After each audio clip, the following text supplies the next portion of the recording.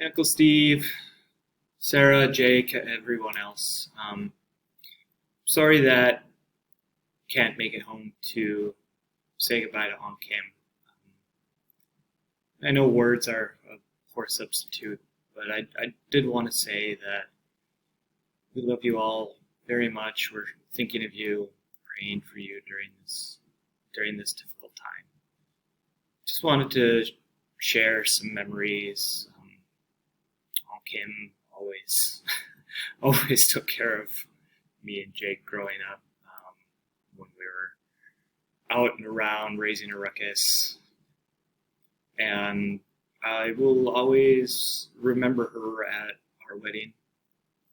You and Uncle Steve and her dancing to Fools Rush In.